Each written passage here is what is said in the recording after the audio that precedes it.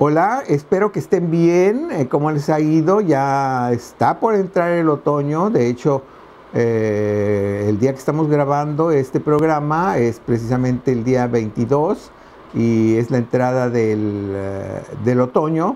Aunque pues ya sabemos que aquí en Tampico luego se tarda un poquito en entrar, aunque hoy parece ser que va a estar un poquito fresco porque va a estar lloviendo casi todo el día. Eh, ya estamos un poquito más cómodos, más tranquilos con este calor sofocante que tuvimos los últimos días. Eh, yo nada más quería recordar ahorita que vimos en las anteriores charlas algunos errores que cometemos con cierta frecuencia todos. Cuando utilizamos el lenguaje, vimos que había uno que se llamaba solecismos, que no es otra cosa más que el uso incorrecto de las palabras o de los verbos dentro de una oración. Vimos también algo que se llama barbarismos, que son usar otro idioma para el nuestro porque creemos que es más sofisticado. O lo que les decía de los drinks, ¿sí? O del qué fashion te ves y cosas por el estilo. Inclusive les dije, aquí hay una listita. Nunca usen estas palabras porque realmente no deben de utilizarse, aunque es difícil. Ya lo que les explicaba alguna vez de jacuzzi, nadie va a decir tina de hidromasaje, ¿sí? Me voy a dar un baño en mi tina de hidromasaje. Todo el mundo va a decir, me voy a dar un baño en mi jacuzzi, ¿sí? Normalmente luego el idioma agarra tal fuerza que se impone, aunque sea un barbarismo como jacuzzi. Lo correcto es tina de hidromasaje, pero la verdad es que como yo lo estoy viendo, creo que se va a quedar la denominación jacuzzi, que es de origen angloparlante. Otros barbarismos como sube para arriba, o está lloviendo agua, o tonterías por el estilo que luego uno dice y no se da cuenta. Bueno, pues por eso se llaman precisamente barbarismos. Eso lo vimos en otro capítulo, y un capítulo más que vimos que es muy importante por la manera en cómo lo aplicamos, el uso y abuso de la lengua. Vimos que hay una pobreza de nuestro vocabulario cuando utilizamos ciertos pronombres como ese, esa, esos. Pásame el ese de la esa que está en ese. ¿En qué cuarto? En ese. ¿En qué habitación? En ese. ¿Sí? ¿Qué te paso? Ese.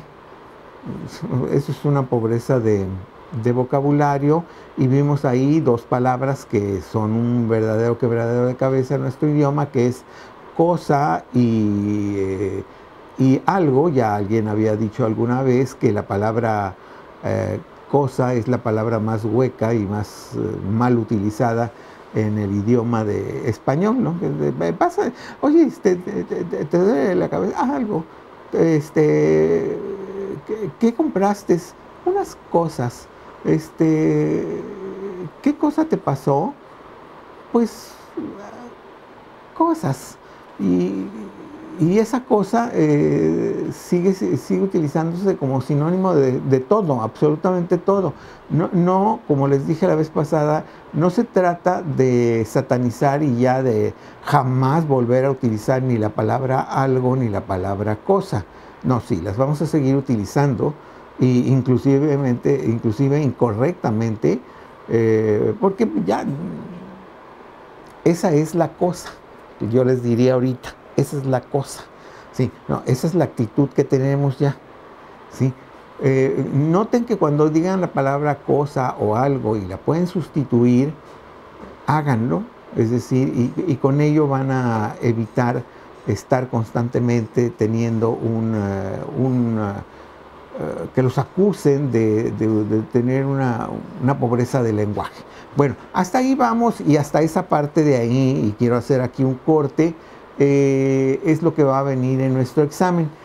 Esto que vamos a platicar lo van a estar viendo la próxima semana, que va a ser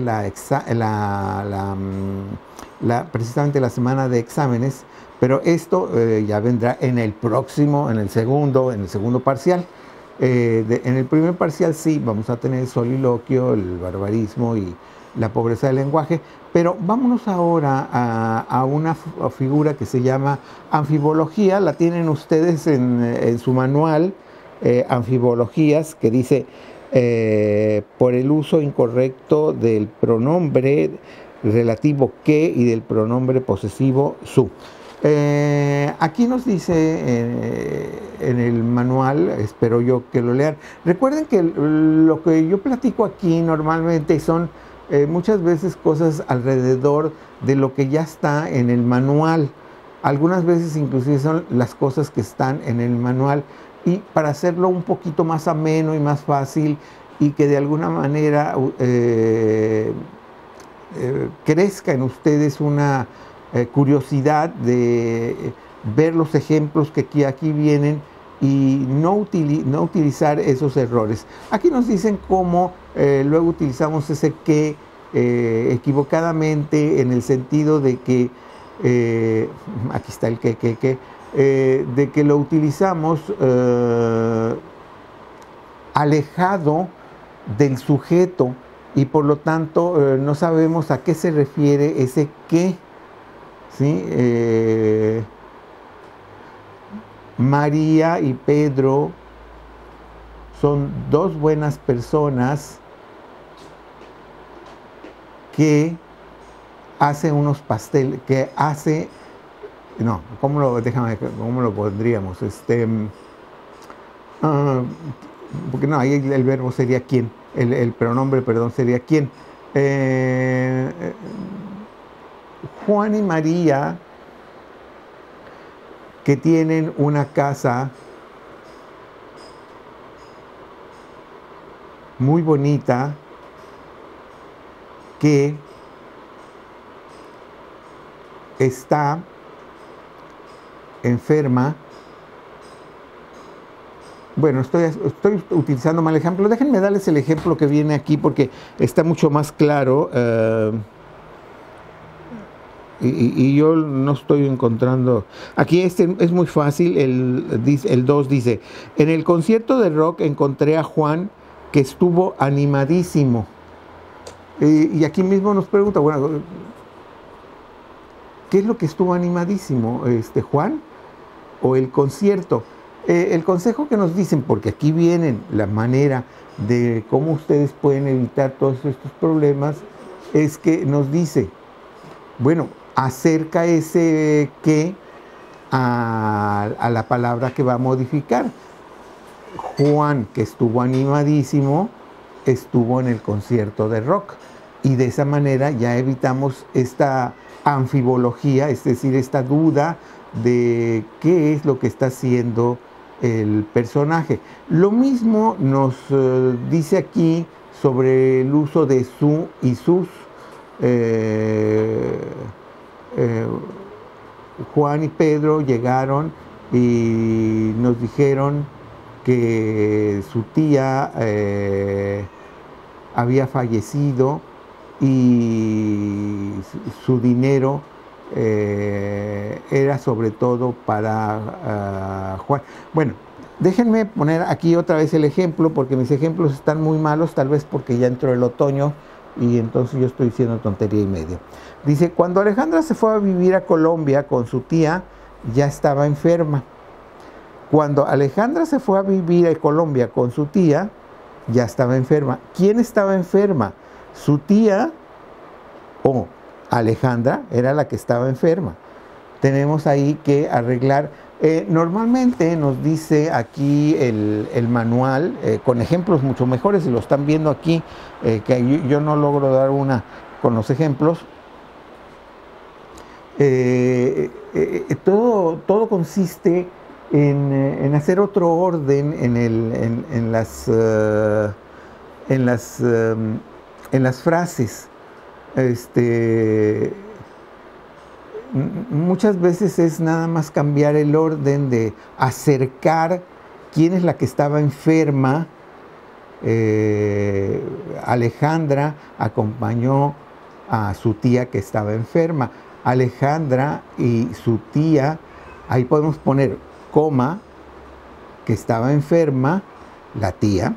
Como ahí todavía aún no queda muy claro, muchas veces antes, hoy ya no se aconseja, antes se decía, su tía que estaba enferma, la tía, y muchas veces lo podemos poner entre paréntesis. No se aconseja mucho, aunque es una solución que se puede utilizar.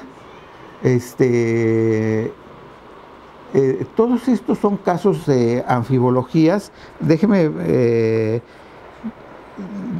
aquí nos dicen, para evitar la anfibología es necesario volver a redactar, lo que ya les había yo comentado. Y en la página que sigue vuelven a comentar todo lo que ya les había dicho yo, y nos dice cuáles son las ambigüedades que surgen a partir de estos pronombres que luego son mal utilizados, o no mal utilizados, pero por lo menos sí que no los acomodamos en el lugar adecuado, y lo que dice resulta tan ambiguo que no sabemos a quién se refiere ese su. En nuestro idioma, ese es un problema que nada más tenemos en nuestro idioma, porque hay otros idiomas, en el inglés, aquí viene el ejemplo, es muy claro, es his, her, their, en fin, pronombres que son muy relativos, que son muy definidos en cuanto a que nos dicen a quién se refiere lo que están hablando. En cambio, en nosotros, el que, el su y el sus es muy general. Entonces hay que tener cuidado cuando lo vamos a utilizar y lo vamos a aplicar en alguna oración, y que no quede esta ambigüedad de que no sabemos, y más si estamos mencionando a varios personajes en la misma oración o en el mismo párrafo. Esa ambigüedad es la que no queremos. En el mismo cuadernito, el mismo manual del que yo les estoy hablando, vienen una serie de ejercicios que les recomiendo que les echen un vistazo para que vean. Nada más les voy a leer uno, el número 3, que ya está contestado. Dice: la familia Ramírez rindió homenaje al compositor Guti Cárdenas con una gran fiesta en su residencia. ¿La residencia de quién? ¿De Guti Cárdenas, el compositor, o la residencia de la familia Gutiérrez? Aquí mismo nos dicen en este ejemplo dónde fue la fiesta. ¿En la residencia de la familia Ramírez? Sí, aquí ellos, es decir, el manual nos los dice claramente. Pon esta oración como si la fiesta hubiera sido o habría sido en la casa de la familia Ramírez. Aquí pusieron, porque no es letra mía, la familia Ramírez rinde homenaje en su residencia con una gran fiesta al compositor Guti Cárdenas. Ahí ya no queda duda, es la residencia de los Gutiérrez donde se va a hacer esta gran fiesta. Entonces yo les voy a pedir que si no tienen ganas de escribir, pues no escriban, pero hagan, por ejemplo, la que tiene mero arriba, bueno, me tengo que ir hasta la otra página. Es el ejemplo número 1. Diana Coppola, autora de varias novelas y un libro de cuentos que cumplirá 50 años, vendrá a México. Otra vez hay que dar la duda. ¿Qué es lo que tiene 50 años? ¿Diana Coppola o los cuentos o las novelas? Entonces tenemos que ser muy claros. Aquí nos dice lo que pide el manual, y dice: cumplirá 50 años la autora, es decir, Diana Coppola. Hagan ustedes su oración para que no quede duda de que es Diana Coppola la que va a cumplir 50 años. Una solución sería Diana Coppola, que cumplirá 50 años, ha escrito varios cuentos y novelas. Muchas veces acercar el uso de qué o el uso de su o sus al sujeto que está modificando evita este tipo de problemas que tenemos o que muchas veces nos confunde. Hagan estos ejercicios, por favor, no me los manden, nada más resuélvanlos, son tan elementales, pero luego todo esto que es tan elemental nos damos cuenta de que estamos cometiendo esos errores y los estamos haciendo. Otro de los temas que quería tratar hoy, espero que no haya ninguna duda respecto a lo que estamos tratando de anfibología, al menos en este sentido. Están sonando unos truenos terribles aquí afuera de mi casa, bueno, no, de todo Tampico. Se ha oscurecido el cielo porque seguramente va a venirse una gran tormenta. Yo ya la tenía anunciado en mi computador. Me voy a apurar un poquito para que no me vaya a tocar los truenos. El otro tema que quería tratar hoy es el de las cacofonías. Con más frecuencia de la que queremos, somos descuidados en cuanto escribimos. Nuestro idioma tiene muchas palabras que terminan en aba, eva, ¿sí? O iba, o sion, y cuando las mencionamos, realmente suena muy feo, muy feo. Cuando ella estaba en la cava, contaba las botellas de vino e iba hacia arriba con dos de ellas. Es decir, ese iba, esa va, suena muy feo. Y yo sé que ustedes alguna vez han escrito y ustedes mismos dicen, ay, ¿por qué suena esto tan feo? Pues es eso, son esas rimas que no nos gustan, no las queremos, sobre todo en textos literarios o en textos de oficina y demás. La composición de nuestro producto está en la información que la institución le ofrece como una cortesía de nuestra compañía, por decir algo, ¿no? Ese ion, tenemos que sustituirlos para que esa cacofonía, y aquí viene, y déjenme porque me salté algo muy importante, pero ahorita se los voy a decir. En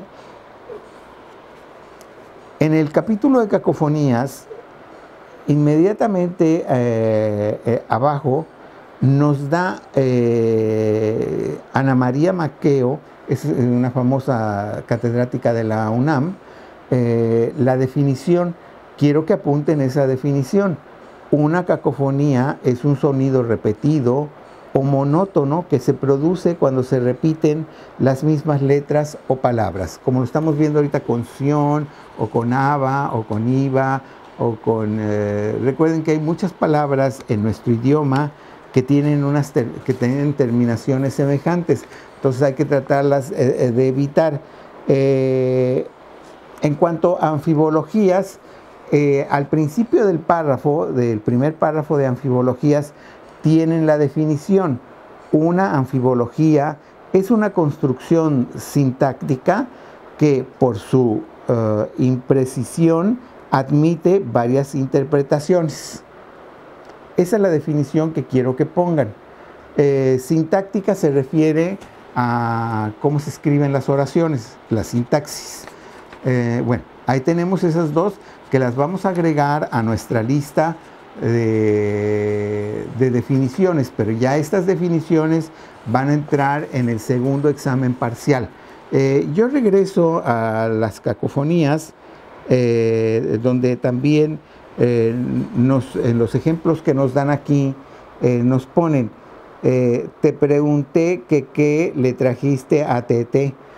Nuestro idioma desafortunadamente es así y hay que tener cuidado con esto. Sin embargo, en el mismo libro y en un parrafito muy corto nos hablan del uso de esta cacofonía, pero en beneficio de nosotros, y mencionan el ejemplo clásico de nuestro idioma español. Hay un verso muy famoso de un autor español que viene aquí, San Juan de la Cruz, San Juan de la Cruz, y viene aquí todo este verso que es extraordinario. En este caso, ese que está siendo utilizado adrede, es decir, el autor sabe que está haciendo esa cacofonía, pero la está utilizando en su beneficio. Se los voy a leer por si no tienen ahí a la mano el manual. Acuérdense, es de San Juan de la Cruz y lo leímos nosotros cuando vimos a los místicos españoles en literatura. Este es el verso.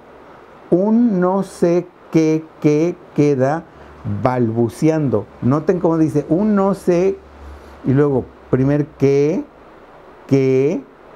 queda balbuceando. Entonces es balbuceando es cuando ¿qué me querías decir?